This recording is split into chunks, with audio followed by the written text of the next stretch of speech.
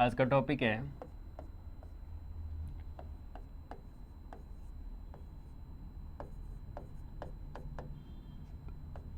पशुओं में बुरी आदतें।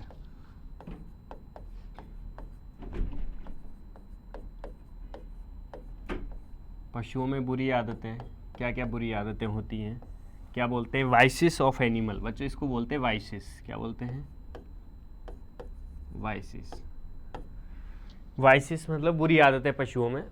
तो भाई सब में ही बुरी आदतें होती हैं, तो मैं भी कुछ बुरी आदत होगी। हाँ, तो पशुओं में भी बुरी आदतें होती हैं बच्चों। तो देखेंगे किस पशु में क्या बुरी आदत होती है। तो बच्चों पशुओं में बुरी आदतों की बात करेंगे, किस पशु में कौन सी बुरी आदत होती है, क्या क्या बातें हैं, ठीक है।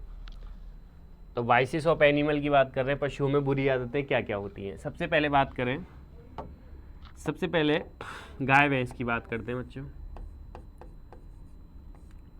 गाय भैंस में कौन कौन सी बुरी आदतें होती हैं। तो सबसे पहले गाय भैंस की बात कर रहे हैं। गाय भैंसों में बुरी आदतें कौन कौन सी हैं। सबसे पहली होती है सेल्फ सकिंग। कौन सी है बच्चों? Self sucking. सेल्फ सकिंग का मतलब क्या है बच्चों? सेल्फ सकिंग का मतलब है स्वयं का दूध पीना। क्या बच्चों? स्वयं का दूध पीना। गाय अपना ही दूध पी रही है, अपनी थनों को क्या कर रही है, शक कर रही है, ठीक है। तो ये बुरी आदत है गाय भैंसों में। तो कुछ जंतुओं में सेल्फ सकिंग की आदत होती है। दूसरा है बच्चों पाइका। दूसरी बुरी आदत क्या है? तो दूसरी बुरी आदत है पाइका। पाइका का मतलब क्या है बच्चों? पाइका का मतलब है अखाद्य पदार्थों को खाना है। कपड़ा खा रही है, चप्पल खा रही है, पॉलीथीन खा रही है, तो ऐसी चीज़ें खाने लग रही है जो खाने लायक नहीं है, तो उसको बोलते हैं पाइका। अखाद्य पदार्थों को खाना, अखाद्य पदार्थों को खाना, ठीक है। तो खुद का ही दूध पी रही है तो सेल्फ सकिंग बोल रहे हैं पाइका। अखाद्य पदार्थों को खाना, जो खाने लायक चीज़ें नहीं है उनको खा रही है, तो पाइका है। नेक्स्ट है बटिंग। क्या है बच्चों? बटिंग। बटिंग का मतलब क्या है? बटिंग का मतलब है सींग मारना। क्या कर रही है? गाय भैंसों में सींग मारने की आदत होती है, ठीक है। हाँ, चाहे इंसानों में चाहे दूसरे पशु में, ठीक है। तुम चले गए, तुमको सींग पे उठाया, पटक दिया है, हाँ, तो बुरी आदत है मारना है। कुछ होती है ना भाई, हमारी भैंस बहुत मारती है, तो उसकी बुरी आदत है? नेक्स्ट होती है नोविंग। क्या बच्चों? नोविंग। नोविंग का क्या है? नोविंग होती है दीवार को चाटना। क्या? दीवार को चाटना। दीवार को चाटती हैं ऐसे, तो उसको बोलते हैं नोविंग। तो बुरी आदत है नोविंग, दीवार को चाटना हो गई है। एक हो गई किकिंग। 4 हो गई। नेक्स्ट आगे देखेंगे किकिंग। तो किकिंग तो नाम से पता चल रहा है। किकिंग का मतलब क्या है बच्चों? किकिंग का मतलब है लात मारना। क्या है? लात मारना, ठीक है। तुम्हारा पशु लात मारता है तो क्या बोलेंगे? किकिंग बोलेंगे। क्या बोलेंगे? किकिंग बोलेंगे।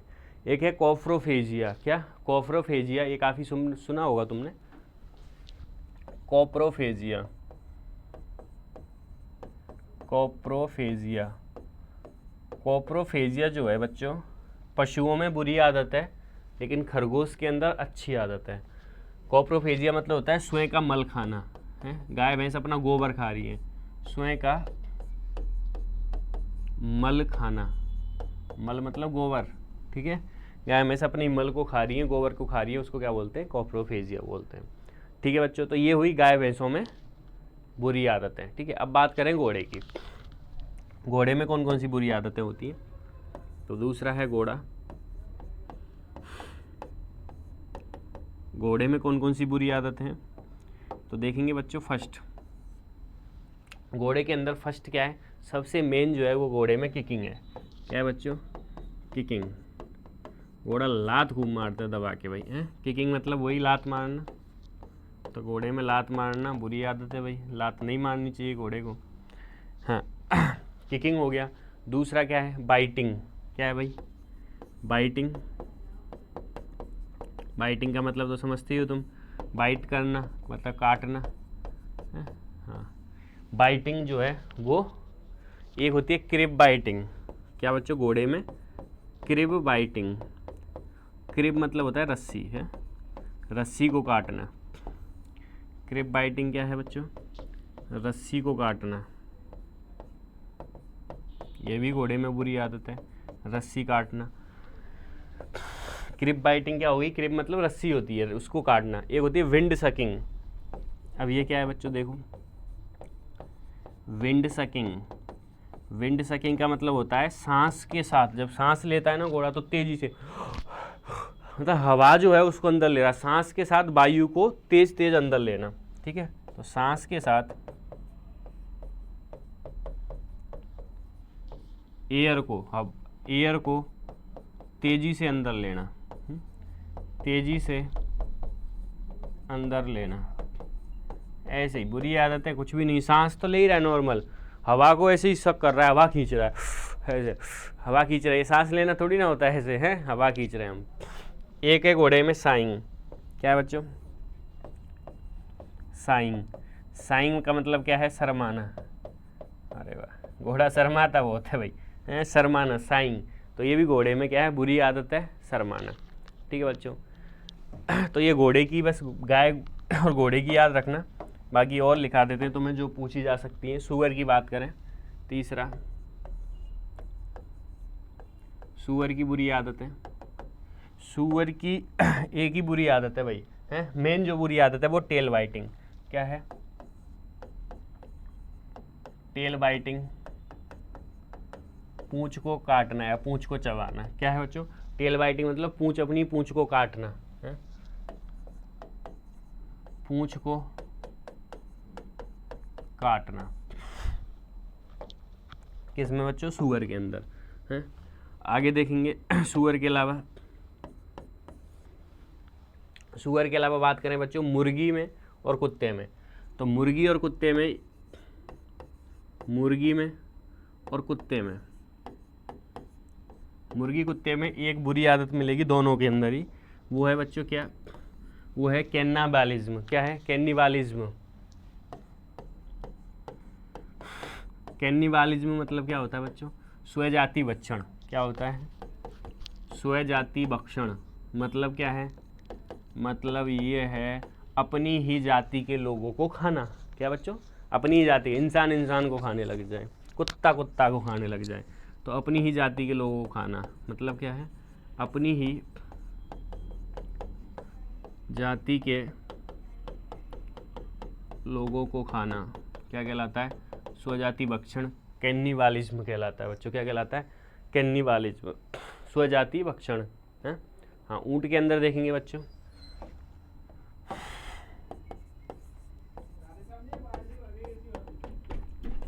ऊँट के अंदर बुरी आदत क्या है बच्चों, तो ऊँट के अंदर स्यूडो कॉपुलेशन। क्या है बच्चों, स्यूडो कॉपुलेशन। स्यूडो कॉपुलेशन करता है, कॉपुलेशन नहीं करता, बस दिखावटी कॉपुलेशन करता है, जिसको बोलते हैं स्यूडो कॉपुलेशन बोलते हैं। बिल्ली में देखेंगे बच्चों, बिल्ली के अंदर क्या बुरी आदत है, तो बिल्ली के अंदर बुरी आदत है फ्लाइंग कैचिंग है। क्या है बच्चों, फ्लाई कैचिंग। फ्लाई कैचिंग मतलब मक्खियों को पकड़ना। क्या भाई, मक्खियों को पकड़ना। तो साहब ये तो अच्छी आदत है, मक्खियों को पकड़ रही है, मक्खियों को पकड़ना।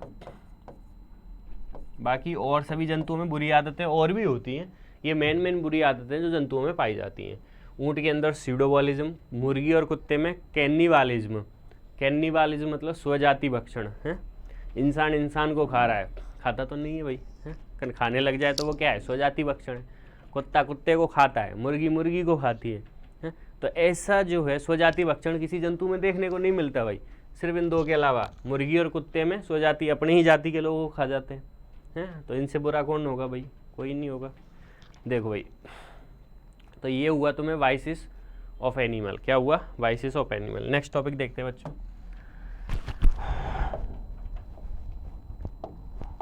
नेक्स्ट है पशुओं को गिराने के तरीके। गाय भैंस या घोड़ा जितने भी बड़े पशु हैं उनको क्या करना पड़ता है तुम्हें, जब भी उनका ट्रीट करना है तो उनको गिराना पड़ता है या उनको रिस्ट्रेन करना पड़ता है।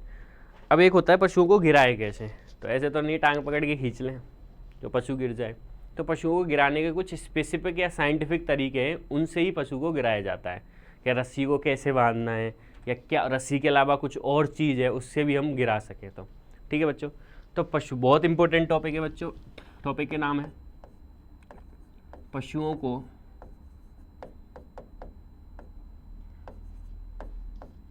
गिराने के तरीके।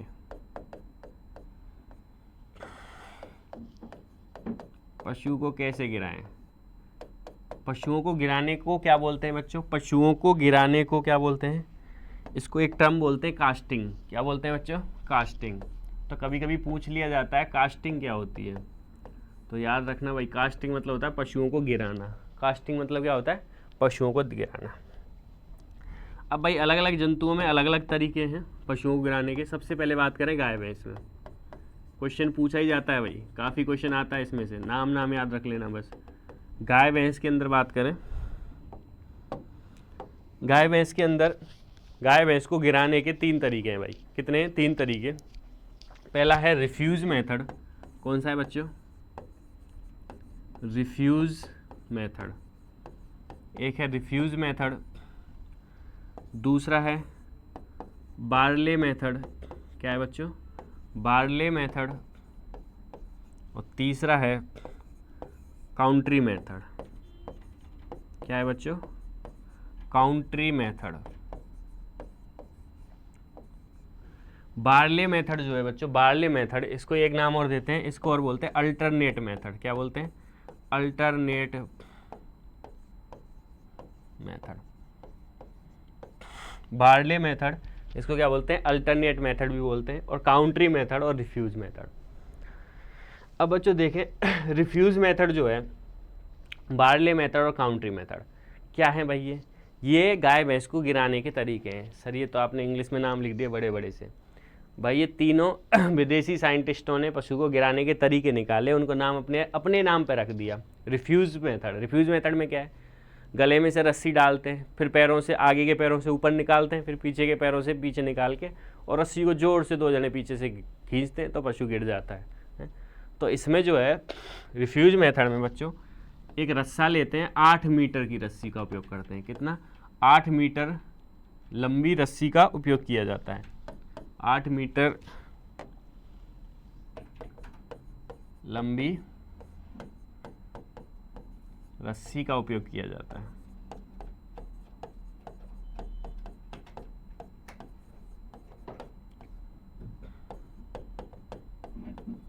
ठीक है बच्चों, तो इसमें 8 मीटर लंबी रस्सी का उपयोग किया जाता है, रस्सी बांध के पशु को गिराया जाता है। तो तुमसे कोई ये नहीं पूछेगा कि इसमें कैसे करते हैं, कैसे रस्सी डालते हैं, बस यही पूछेगा निम्न में से गाय को गिराने का तरीका है। ऑप्शन में होंगे refuse method, barley method, country method, all the above. तो बच्चों नाम याद रखना, refuse method, barley method, country method. पशुओं को गिराने के तरीका है, और रस्सी का उपयोग करते हैं, गर्दन में रस्सी फंसाते हैं, आगे के पैर से पीछे के पैर से, जो मैं एक स्लाइड में तुम्हें दिखा दूंगा कैसे गिराते हैं। ठीक है बच्चों, नेक्स्ट ये तो हुआ गाय भैंस का। एक और पूछा जाता है बच्चों इसमें घोड़े का, वो भी काफ़ी पूछा जाता है, घोड़े को गिराने के तरीके। ठीक है, घोड़े में कैसे हम रिस्ट्रेनिंग करते हैं, तो घोड़े में देखेंगे बच्चों,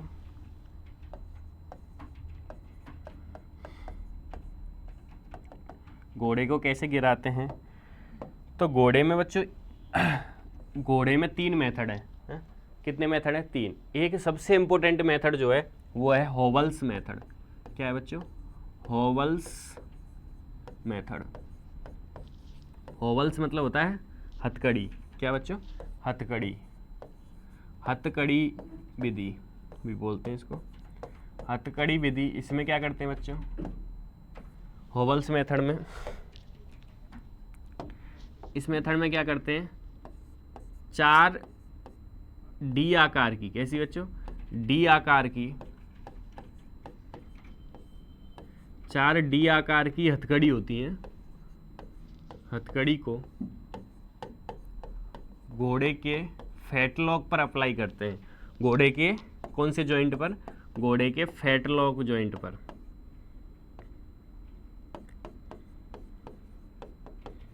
जॉइंट पर अप्लाई करते हैं। क्या होता है बच्चों इसमें, होवल्स मेथड या हथकड़ी विधि में 4 डी आकार की हथकड़ी होती हैं, ठीक है, डी आकार की ऐसी, उनको घोड़े की फैटलॉक जॉइंट पर अप्लाई करके और घोड़े उस चारों हथकड़ियों को खींच देते हैं तो घोड़ा एकदम से नीचे गिर जाता है, ठीक है बच्चों। तो ये होवल्स मेथड काफ़ी पूछे जाने वाला है भाई, ठीक है। और घोड़े में 2 मेथड हो रहे हैं बच्चों, एक है single side line method, single side line method, और बच्चों एक है डबल साइड लाइन मेथड। क्या है, double side line method. Single side line method ये भी घोड़े को गिराने का है, और डबल साइड लाइन इसमें रस्सी बांधकर, वही रस्सी बांधकर पैरों में, गर्दन पे, पीठ पे, और रस्सी से खींचते हैं। और बच्चों इसमें जो रस्सी की लंबाई यूज लेते हैं दोनों में 18 मीटर लंबी रस्सी का उपयोग करते हैं,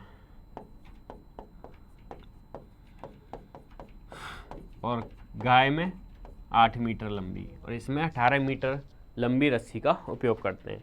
तो ये हुआ बच्चों क्या, पशुओं को गिराने के तरीके, ठीक है। तो गाय में कौन कौन से मेथड है, रिफ्यूज मेथड, बार्ले या अल्टरनेट मेथड, और काउंट्री मेथड, ठीक है। बार्ले मेथड में 8 मीटर रस्सी का उपयोग करते हैं, और घोड़े में होवल्स मेथड 4 डी आकार की हथकड़ी, होवल्स विधि या हथकड़ी विधि भी बोलते हैं, फैटलॉक जॉइंट पर अप्लाई करते हैं, ठीक है बच्चों। और सिंगल साइड लाइन मेथड और डबल साइड लाइन मेथड, इन दोनों में रस्सियाँ अप्लाई करते हैं, 18 मीटर लंबी रस्सी से बांध के घोड़े को गिराते हैं। नाम याद रखना, नाम ही पूछे जाएंगे एग्जाम में बच्चों, है? हाँ, नेक्स्ट टॉपिक पढ़ते हैं बच्चों। ये हुआ पशुओं को गिराने के तरीके। नेक्स्ट है पशुओं को भार ज्ञात करने के तरीके। भार ज्ञात मतलब पशुओं में वजन कैसे ज्ञात करें, सर तोल लेंगे तो इतना वजन मेरे पास गाय है, तोल के बता भाई कैसे तोल, तराजू है।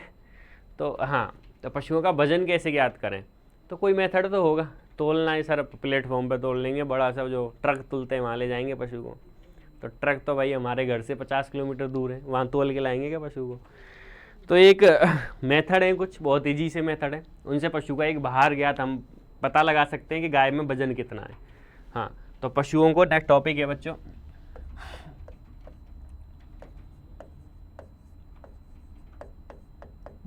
पशुओं में भार मतलब वजन, भार ज्ञात करने के तरीके हैं भाई। पशुओं में भार ज्ञात करने के तरीके, मेथड्स ऑफ, क्या बोलेंगे, मेथड्स ऑफ वेट मेजरमेंट,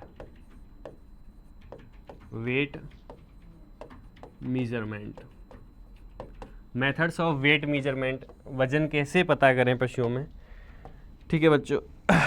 देखो, पशुओं में भार ज्ञात करना है, वेट मेजरमेंट करना है, वजन ज्ञात करना है, कैसे करें, तो इसकी कई सारी विधि हैं। क्या है बच्चों, कई सारी विधि हैं इसकी, ठीक है। सबसे पहला मेथड देखेंगे बच्चों, प्लेटफॉर्म मेथड, वही सबसे पहला, तो सबसे पहले देखेंगे प्लेटफॉर्म मेथड।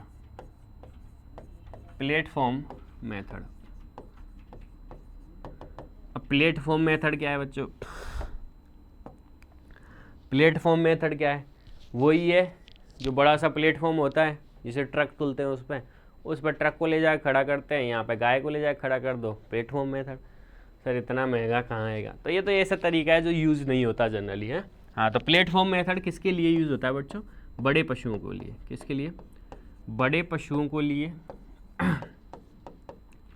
ठीक है, हाथी, घोड़ा, गाय, भैंस, बड़े पशुओं के लिए उपयोग में करते हैं, बड़े पशुओं को लिए के लिए। जैसे बात करें बच्चों एग्जाम्पल, तो गाय, भैंस, ऊंट, घोड़ा,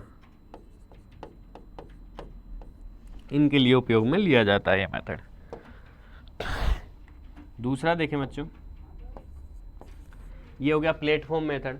दूसरा है बच्चों स्प्रिंग बैलेंस विधि। कौन सी बच्चों? स्प्रिंग मेथड या स्प्रिंग बैलेंस विधि है।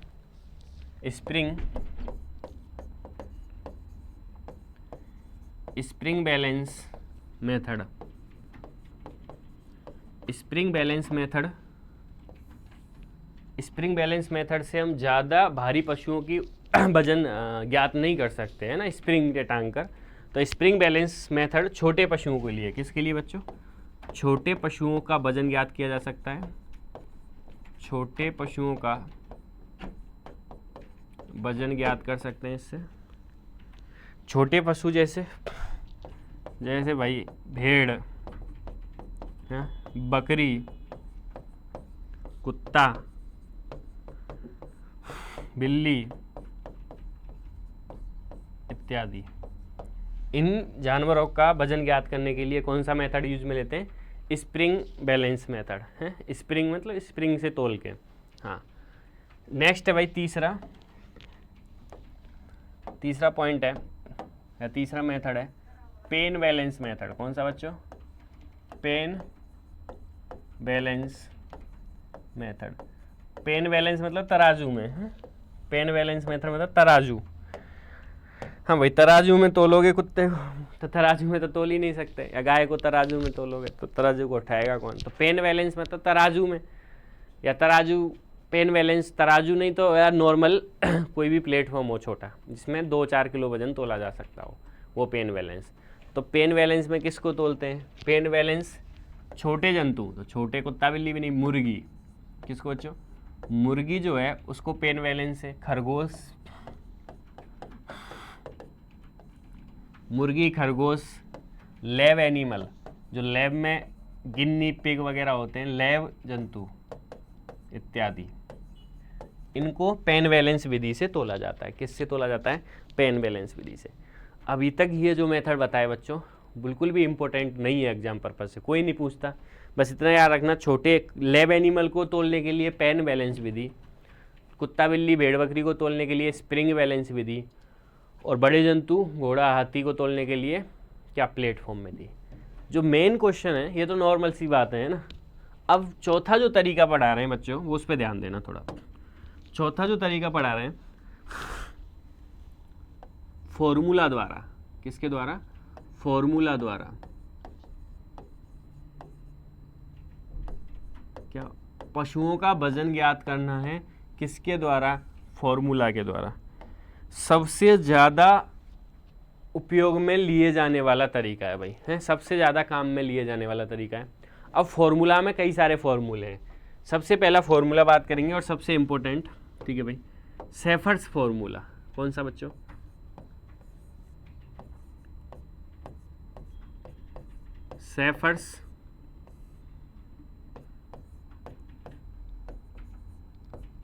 Shepherds formula.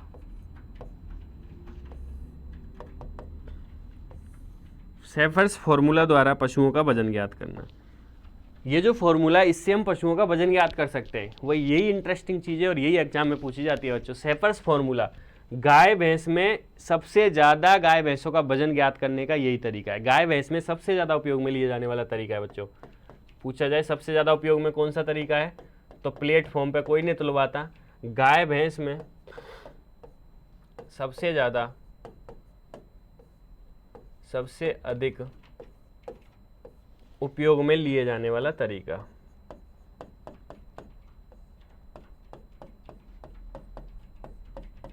उपयोग में लिए जाने वाला तरीका। गाय भैंस में सबसे ज़्यादा वजन तोलने के लिए कौन सा तरीका काम में लिया जाता है? Shepherds formula. क्या बच्चों? Shepherds formula. अब क्या होता है सर फॉर्मूला बताओ। देखो भाई फॉर्मूला लगाओ, बहुत इंटरेस्टिंग है। जानवर का वजन तोलना है तो जानवर का वजन बराबर, जानवर का वजन किस में आएगा? पाउंड में। किस में आएगा भाई? पाउंड में। इक्वल टू, जानवर का वजन इक्वल टू लंबाई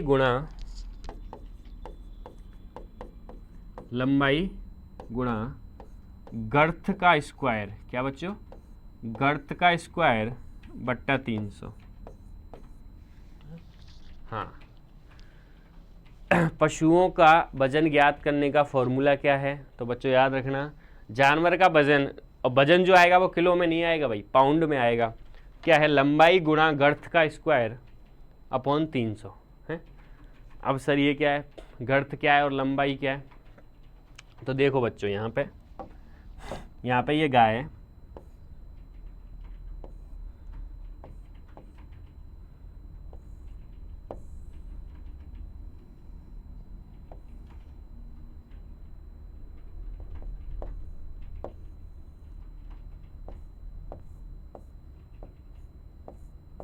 ठीक है बच्चों, ये गाय है।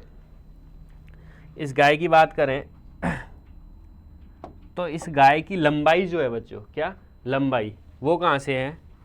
यहाँ गर्दन पे से लेके, शोल्डर जॉइंट से लेके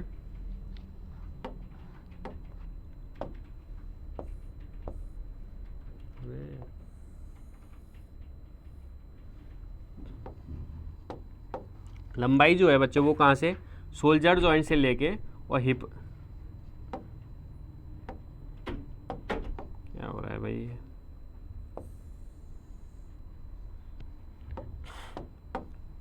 यहाँ से यहाँ तक, तो ये लंबाई हो गई, यहाँ से लाके हिप जॉइंट तक, ठीक है बच्चों, तो ये लंबाई हो गई, तो ये तो हो गई लंबाई, ठीक है बच्चों। शोल्डर जॉइंट से लेके हिप जॉइंट तक क्या हो गई? शोल्डर जॉइंट से हिप जॉइंट तक तो पशु की लंबाई हो गई है। और गर्थ क्या होती है? गर्थ क्या होती है बच्चों? गर्थ होती है ये छाती वाला एरिया है, छाती वाले एरिया की पर्दी, ठीक है। इस एरिया की गाय की क्या ले ली? पर्दी ले ली, तो ये हो गई क्या? लंबाई। तो बच्चों लंबाई देखेंगे, पशु की जो लंबाई है, लंबाई किस में लेनी है तुम्हें? यहाँ पे लंबाई लेनी है इंच में। किस में लेनी है? इंच में। और गर्थ, गर्थ क्या स्क्वायर भी करना है। गर्थ क्या होती है? पशु के सीने का माप। क्या है बच्चों? पशु के सीने का माप। पशु के चेस्ट का माप गर्थ है, और गर्थ भी किस में लेना है? इंच में। मतलब इंच में, फॉर्मूले के अंदर जब इन दोनों चीज़ों को रखोगे, है ना, जब इन दोनों चीज़ों को रखोगे तो इंच में रखोगे, है ना। और लंबाई क्या है बच्चों? लंबाई कहाँ से लेनी है? कहाँ से लेनी है? शोल्डर जॉइंट से, शोल्डर जॉइंट से हिप जॉइंट तक।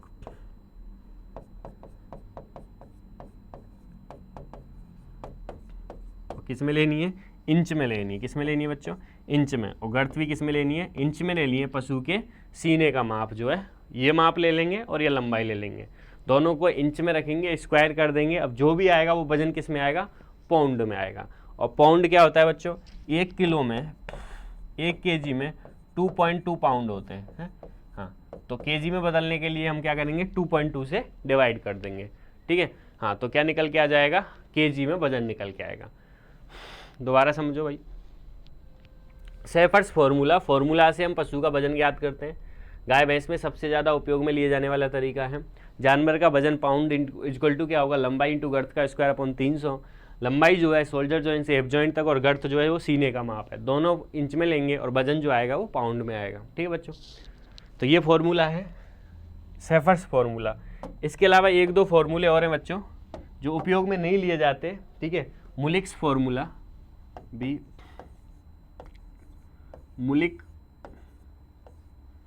मुलिक फॉर्मूला,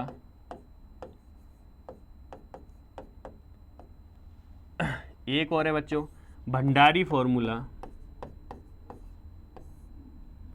भंडारी फॉर्मूला ये उपयोग में नहीं लिए जाते, पर याद रखना ये सारे फॉर्मूले जो है, मुलिक फॉर्मूला, भंडारी फॉर्मूला, ये पशु की वजन ज्ञात करने के फॉर्मूले हैं।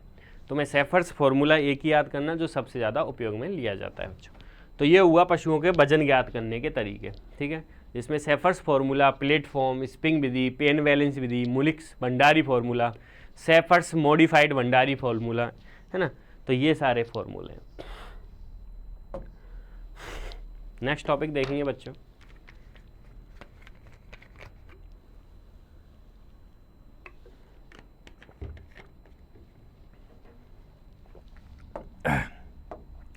कुछ इंपॉर्टेंट पॉइंट डिस्कस करेंगे। इंपॉर्टेंट पॉइंट, सबसे पहले बात करें कुछ टर्म होती हैं बच्चों, जैसे फर्स्ट टर्म है पाइलोफेजिया। क्या है बच्चों? पाइलोफेजिया। एक टर्म होती है बच्चों जियोफेजिया। इससे क्वेश्चन आता है, इसलिए बच्चों मैंने कई बार ये टर्म्स पढ़ाई हुई हैं। पाइलोफेजिया, जियोफेजिया। एक होता है बच्चों इन्फेंटोफेजिया। इन्फेंटोफेजिया। एक होता है बच्चों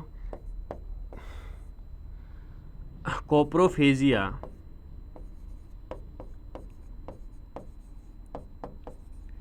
एक होता है बच्चों एलोट्रायोफेजिया। एलोट्रायोफेजिया। एक टर्म होती है बच्चों कैनिबालिज्म। कैनिबालिज्म क्या होते हैं ये देखते हैं। सबसे पहले बात करें पाइलोफेजिया। क्या बच्चों? पाइलोफेजिया क्या है? पाइलोफेजिया मतलब होता है पशु के द्वारा अपने बालों को चाटना या बालों को खाना। ठीक है, पशु के द्वारा क्या करना? पशु के द्वारा बालों को खाना या बालों को चाटना क्या कहलाता है? पाइलोफेजिया। जियोफेजिया, जियो मतलब अर्थ, पशु के द्वारा मिट्टी खाना बच्चों, पशु के द्वारा मिट्टी खाना क्या कहलाता है? जियोफेजिया कहलाता है। इन्फेंटोफेजिया, इन्फेंट मतलब नवजात, पशु के द्वारा अपने नवजात बच्चे को खाना, नवजात बच्चे को खाना क्या कहलाता है बच्चों? इन्फेंटोफेजिया। किस में देखता है? कुतिया में। किस में बच्चों? कुतिया के अंदर देखा जाता है, अपने बच्चे को खा जाती है। कोप्रोफेजिया। कोप्रोफेजिया क्या होता है बच्चों? कोप्रोफेजिया, इसके कुछ नाम और हैं बच्चों, याद रखना। कोप्रोफेजिया इसको बोलते हैं सीकोट्रॉफी। क्या बोलते हैं? सीकोट्रॉफी। कोप्रोफेजिया इसका एक और नाम है सीकोट्रॉफी, और इसको बोलते हैं स्यूडो रूमिनेशन भी बोलते हैं। क्या बोलते हैं बच्चों? Pseudo rumination. स्यूडो रूमिनेशन भी बोलते हैं। ठीक है, सीकोट्रॉफी और स्यूडो रूमिनेशन बोलते हैं। क्या होता है बच्चों? तो बहुत इंपॉर्टेंट है, तुम्हें पता होगा। कोप्रोफेजिया, सीकोट्रॉफी या स्यूडो रूमिनेशन क्या होता है? तो इसका मतलब होता है बच्चों पशु के द्वारा अपने मल को खाना है। क्या है? जानवर के द्वारा, जानवर या पशु के द्वारा अपने मल को खाना है? अपने मल को खाना क्या कहलाता है? सीकोट्रॉफी या कोप्रोफेजिया। कोप्रोफेजिया सभी जंतुओं में बुरी आदत है, खरगोश में अच्छी आदत है। खरगोश में कोप्रोफेजिया होना चाहिए है। अपने मल को एक बार वो खाता है, क्योंकि दोबारा उससे एक बार में भोजन नहीं पचता। एलोट्रायोफेजिया, इसका भी कुछ नाम है बच्चों। एलोट्रायोफेजिया, इसका एक नाम और है बच्चों पाइका। पाइका बीमारी जो है उसका एक नाम क्या है? एलोट्रायोफेजिया। या इसका एक और नाम है बच्चों पाइका के अलावा डिप्रेव्ड एपेटाइट। क्या बोलते हैं? डिप्रेव्ड एपेटाइट मतलब बेकार सी भूख लगना। कैसी भी भूख लगना? बेकार भूख। बेकार भूख मतलब पॉलीथीन खा रही है, कपड़े खाना, कचरा खाना, ऐसी भूख। पिज्ज़ा खाना, बर्गर खाना है, ये भी बेकार ही भूख है। रोटी सब्जी की तो भूख ही नहीं है तुम लोगों को। एलोट्रायोफेजिया मतलब होता है पशु द्वारा, क्या बच्चों? पशु द्वारा अखाद्य पदार्थों को खाना। क्या खाना? अखाद्य। अखाद्य मतलब जो खाने लायक नहीं है। अखाद्य पदार्थों को खाना, पशु द्वारा अखाद्य पदार्थों को खाना क्या कहलाता है? एलोट्रायोफेजिया, पाइका या डिप्रेव्ड एपेटाइट। कैनिबालिज्म की बात करें, कैनिबालिज्म मतलब वही है बच्चों, अभी बताया था, स्वजाति भक्षण। क्या है बच्चों? स्वजाति भक्षण अपनी ही जाति के लोगों को खाना स्वजाति भक्षण कहलाता है। किसमें देखने को मिलता है, याद रखना बच्चों, ये देखने को मिलता है एक तो कुत्ता में और एक मुर्गी में। कुत्ता और मुर्गी में स्वजाति भक्षण देखने को मिलता है। ठीक है बच्चों, तो ये कुछ इंपॉर्टेंट टर्म है, इनसे इन टर्मों से एक क्वेश्चन कभी कभी पूछ लिया जाता है बच्चों, तो याद रखना। पाइका जो है वो फॉस्फोरस की कमी से होता है। किसकी कमी से होता है? फॉस्फोरस की कमी से होता है। कुछ और इंपॉर्टेंट टर्म्स डिस्कस करते हैं। कुछ और इंपॉर्टेंट टर्म्स हैं, इंपॉर्टेंट टर्म्स। देखो बच्चों, आओ सबसे पहले बात करें, एक टर्म होती है ग्रेजिंग और एक होती है ब्राउजिंग है। ग्रेजिंग और ब्राउजिंग का मतलब क्या है? ग्रेजिंग देखो बच्चों, एक टर्म होती है ग्रेजिंग और एक होती है ब्राउजिंग।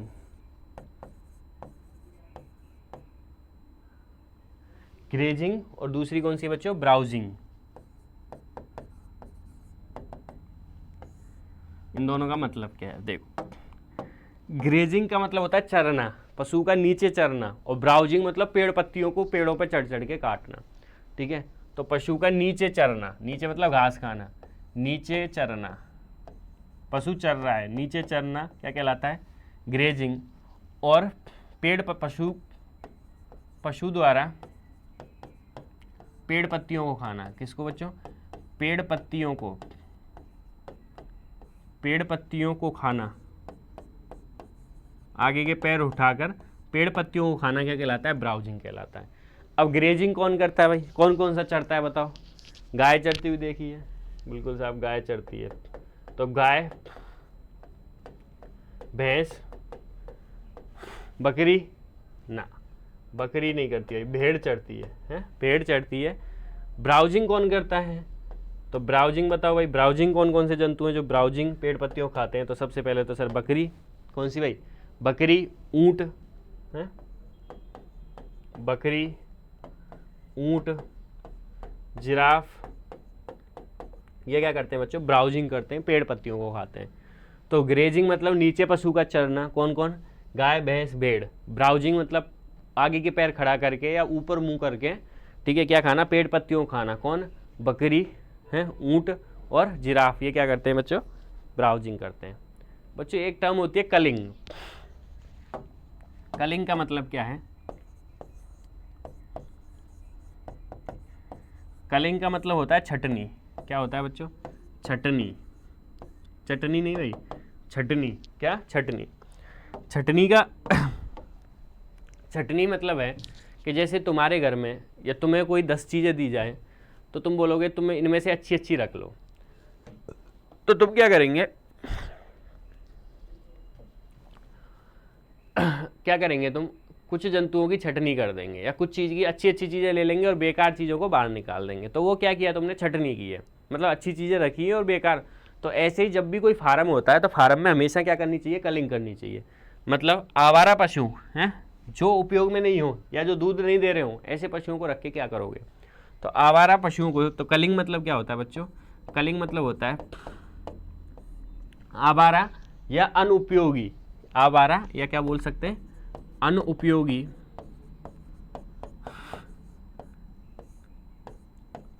पशुओं को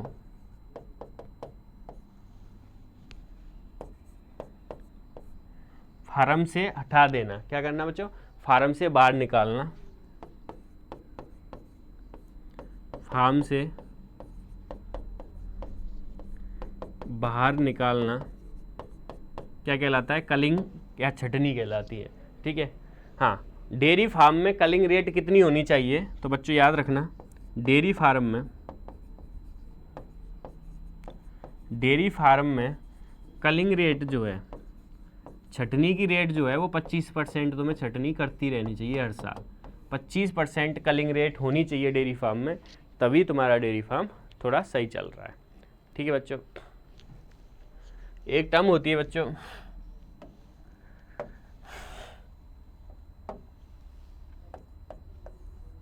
राइका और रेवारी। राइका और रहवारी, रवारी भी होते हैं, रहवारी या रवारी। राइका और रहवारी ये क्या होते हैं? ये बच्चों ऊंट पालने वाली, राजस्थान के अंदर ऊंट पालने वाली जातियां हैं। ऊंट पालने वाली जाति। राइका और रहवारी क्या है बच्चों? राइका और रवारी जो है ऊंट पालने वाली जातियां हैं। ठीक है बच्चों। हाँ,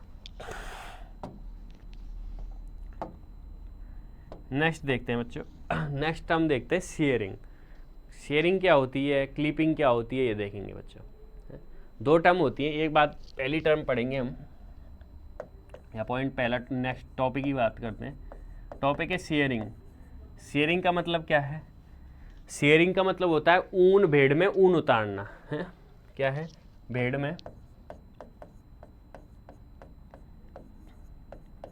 में ऊन उतारना क्या कहलाता है? शेयरिंग कहलाता है।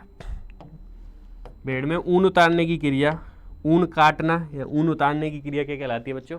शेयरिंग कहलाती है। ठीक है। हाँ, और ऊन कब उतारते हैं? गर्मियों में उतारते हैं और साल में एक बार। अब शेयरिंग दो प्रकार से करते हैं बच्चों। कितने प्रकार हैं इसके? इसके दो प्रकार हैं बच्चों हैं। एक तो केमिकल शेयरिंग, रसायन द्वारा, और एक मशीन द्वारा। क्या बच्चों? एक तो रसायन द्वारा, भाई शरीर पर रसायन लगा देते हैं पूरा और उससे पूरे बाल ऊन उतर जाती है। और एक मशीन द्वारा, मशीन जो आती है ट्रिमिंग मशीन, उसके द्वारा शेयरिंग कर सकते हैं। ठीक है। तो रसायन जो यूज़ किया जाता है वो पूछ लेते हैं कि शेयरिंग में कौन सा रसायन यूज किया जाता है। तो बच्चों शेयरिंग के अंदर साइक्लोफॉस्फामाइड। कौन सा? साइक्लोफॉस्फामाइड। याद रखना बच्चों, भेड़ों में ऊन उतारने के लिए जो रसायन का उपयोग किया जाता है वो कौन सा है? साइक्लोफॉस्फामाइड है। हाँ, मतलब केमिकल शेयरिंग कौन सी बच्चों? केमिकल शेयरिंग में जो रसायन उपयोग में लिया जाता है वो कौन सा है? साइक्लोफॉस्फामाइड है। ठीक है बच्चों। तो ये हुई शेयरिंग। और मशीन द्वारा तो वो ट्रिमिंग मशीन होती ही है। एक टाइम होती है बच्चों क्लिपिंग, एक होती है क्लिपिंग। क्या होती है क्लिपिंग? मतलब होता है बाल काटना। क्या भाई? बकरी के बाल काटना या बाल काटना। बाल काटने को बोलते हैं क्लिपिंग, और ऊन के काटने को, ऊन के काटने को शेयरिंग बोलते हैं। ठीक है बच्चों। तो ये हुई कुछ टर्म्स हैं। कुछ और परिभाषा देखते हैं हम बच्चों। इंपॉर्टेंट डेफिनेशन, परिभाषा। कुछ इंपॉर्टेंट परिभाषा देखते हैं, क्या क्या परिभाषा है। सबसे पहले एक परिभाषा की बात करते हैं जो एग्जाम में काफ़ी पूछी जाती है बच्चों। एक परिभाषा पूछी जाती है, फ्लशिंग क्या होती है। क्या बच्चों? देखेंगे।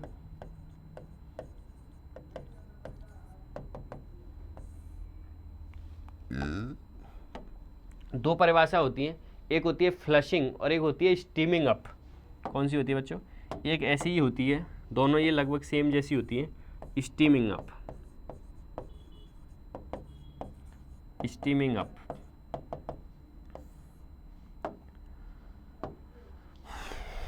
फ्लशिंग एक परिभाषा होती है, फ्लशिंग, और एक होती है स्टीमिंग अप।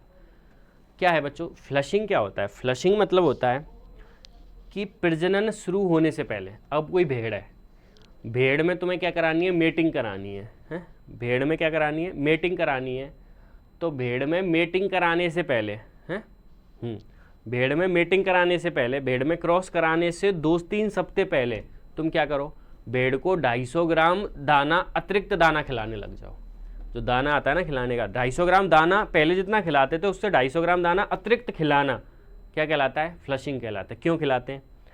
क्योंकि मेटिंग जब होगी तो भेड़ के अंडाशय से मल्टीपल ओवुलेशन होगा, एक से ज़्यादा अंडा निकलेंगे तो भेड़ जो है वो एक से ज़्यादा बच्चे देगी। है? नहीं समझ में आया?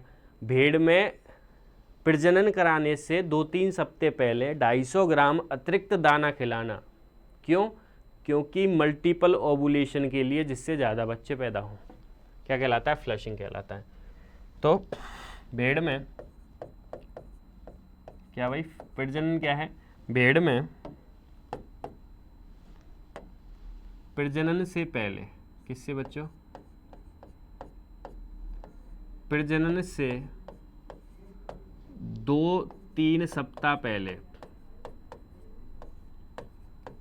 प्रजनन से 2-3 सप्ताह पहले 250 ग्राम, कितना बच्चों, 250 ग्राम अतिरिक्त दाना देना क्या कहलाता है, फ्लशिंग कहलाता है। क्यों करते हैं फ्लशिंग, तो बच्चों क्यों करते हैं, क्योंकि क्या होगा, मल्टीपल ओवुलेशन, मल्टीपल ओवुलेशन से क्या होगा, एक से ज़्यादा अंडे पैदा होंगे अंडाशय से, उससे क्या होगा, ज़्यादा बच्चे पैदा होंगे, ज़्यादा बच्चे पैदा करने के लिए क्या बच्चों, ज़्यादा बच्चा पैदा करने के लिए ये किया जाता है। हाँ, नेक्स्ट बच्चों देखेंगे स्टीमिंग अप। स्टीमिंग अप क्या है, स्टीमिंग अप है भेड़ में गर्भावस्था के अतिरिक्त, भेड़ में क्या करते हैं बच्चों, भेड़ के अंदर, ये भी भेड़ में किया जाता है। भेड़ में क्या है, जब भेड़ प्रेग्नेंट होती है बच्चों, क्या, जब भेड़ प्रेग्नेंट होती है तो लास्ट ट्राइमेस्टर में, किस ट्राइमेस्टर में, लास्ट ट्राइमेस्टर में 250 ग्राम अतिरिक्त दाना देना क्या कहलाता है, यही स्टीमिंग अप। दोनों में अंतर क्या, इसमें तो प्रजनन मेटिंग करने से पहले दे रहे हैं, अब भेड़ बच्चा देने वाली है, बच्चा देने से लास्ट ट्राइमेस्टर में 250 ग्राम अतिरिक्त दाना देना क्या कहलाता है, स्टीमिंग अप। दोनों में समझ में आया भाई, इसमें तो प्रजनन से पहले दे रहे हैं, मेटिंग करने से पहले, इसमें अब मेटिंग हो चुकी है, बच्चा गर्भकाल चल रहा है भेड़ का है, और लास्ट ट्राइमेस्टर में क्या कर रहे हैं, 250 ग्राम अतिरिक्त दाना क्यों दे रहे हैं, इसलिए दे रहे हैं कि ब्याने के बाद एक तो वो अधिक दूध दे, और जो मेमने हैं पेट में उनकी वृद्धि अच्छे से हो जाए। ठीक है बच्चों, हाँ, तो भेड़ में क्या है स्टीमिंग अप, तो देखो बच्चों,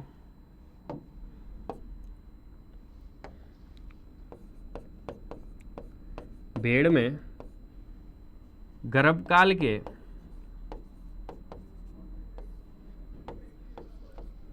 अंतिम ट्राइमेस्टर में, कब बच्चों, अंतिम ट्राइमेस्टर में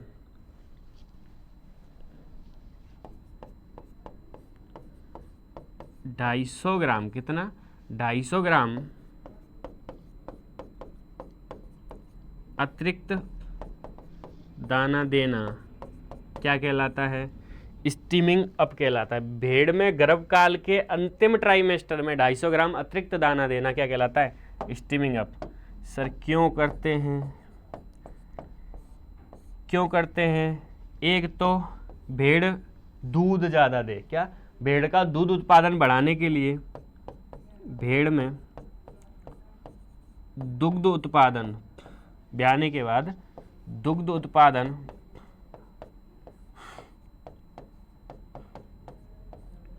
बढ़ाने के लिए, और दूसरा क्यों करते हैं, मेमनों की वृद्धि के लिए, जो मेमने हैं, मेमनों की वृद्धि के लिए। पेड़ में मिल्क प्रोडक्शन बढ़ जाएगा इससे, हैं, और लास्ट ट्राइमेस्टर में अच्छा खाएगी तो ब्याने के बाद अच्छा दूध देगी, और मेमने जो हैं पेट में उनकी वृद्धि, अच्छा खाएगी तो उनकी वृद्धि भी अच्छी होगी। हाँ, तो इसलिए हम क्या करते हैं, स्टीमिंग अप करते हैं। अब बच्चों दो डेफिनेशन और होती हैं, दो ये वही दो और देखते हैं। एक होती है बच्चों आइंग, आइंग क्या होती है ये देखेंगे, और एक डेफिनेशन होती है टैगिंग। क्या बच्चों, आइंग, और एक होती है टैगिंग। टैगिंग, आइंग क्या होती है और टैगिंग क्या होती है। भेड़ में क्या करते हैं, आइंग करते हैं। आइंग मतलब होता है भेड़ के आँख के आसपास की ऊन को हटाना है। क्यों हटाते हैं, क्योंकि ऊन जो है वो आँखों में छिदती है और उसकी वजह से वूल ब्लाइंडनेस हो जाती है। क्या हो जाती है, वूल ब्लाइंडनेस, देखेंगे अभी। भेड़ में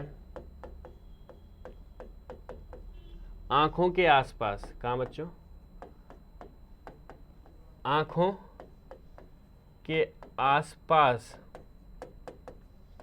की ऊन को हटाना है, आँखों के आसपास की ऊन को, आँखों के आसपास की ऊन को हटाना क्या कहलाता है? आइंग कहलाता है। क्यों करते हैं? क्योंकि वूल ब्लाइंडनेस है, क्या? वूल ब्लाइंडनेस से बचाने के लिए। अंधापन हो जाता है ऊन की वजह से, अंधापन है, वूल ब्लाइंडनेस से बचाने के लिए।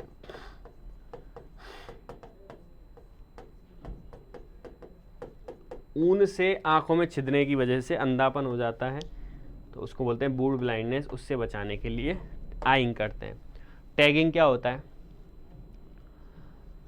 टैगिंग मतलब होता है भेड़ के, टैगिंग मतलब भेड़ का जो पिछला हिस्सा होता है, जो वेजाइना के आसपास का, योनि के आसपास का हिस्सा है, भेड़ में जो हिस्सा है उसके आसपास ऊन हटाना टैगिंग कहलाता है। क्यों? क्योंकि मेटिंग अच्छे से कर सके। जो रैम है, रैम जो है वो ईव के साथ अच्छे से मेटिंग कर सके, इसलिए ईव के अंदर, भेड़ में योनि के आसपास का ऊन काट दिया जाता है। टैगिंग मतलब भेड़ में पिछले हिस्से की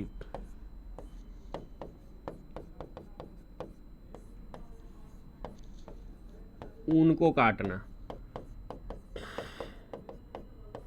पिछले हिस्से की ऊन को काटना क्यों करते हैं भाई? क्योंकि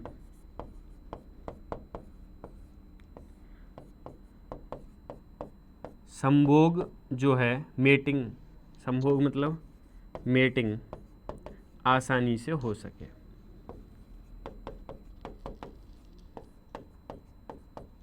क्या हो सके? मेटिंग जो है वो आसानी से हो सके, इसलिए क्या करते हैं? मेटिंग करते हैं। ठीक है बच्चों, तो ये 4 टर्म हुई भेड़ की परिभाषाओं से रिलेटेड।